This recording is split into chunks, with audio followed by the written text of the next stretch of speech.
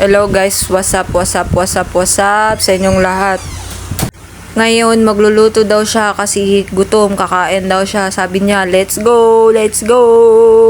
Yung lulutuin niya daw pala, isang sardinas at saka isang itlog. Itlog. Basta, huevos. Ganun. Para daw marami. Tapos ihahalo niya din yung hindi ko alam anong pinagkagagawa nito sa buhay. Ayan, kumuha siya ng magic sarap. Ayun, sinauli niya dun sa may taas ng ref. Tapos hindi ko alam ano pa yung kinakalkal niya dun sa taas ng ref. Tapos ito na yung sobrang corned beef kagabi ba yan? Nung isang gabi pa. Ayan, ihahalo niya daw din sa sardinas. Kaya ito, yan? Bawang, sibuyas, tangina naman ito. Yan, yasaha ele, kabar, ele, basya ele na tasa.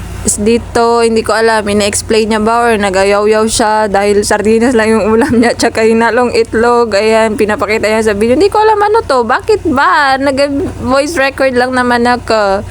Tapos ayun, let's go daw. Tapos ayan, ginamekos na yung insan na yan. Grabe naman ang insan, ginamekos mo na yan. Insan go. Sarap ang insan. Nahalom na natin siya ng maigi. Ngayon magpapainit na tayo ng mantika. Saka natin siya lulutuin. Tara guys, samahan niyo ako.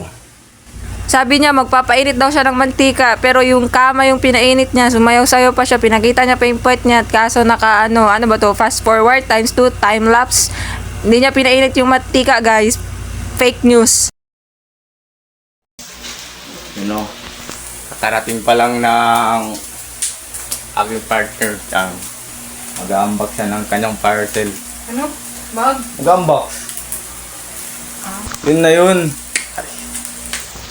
Dito na lang guys. Salamat sa mga nanonood dyan sa mga video ko. Salamat din sa mga sumusuporta. God bless you sa inyo. Thank you.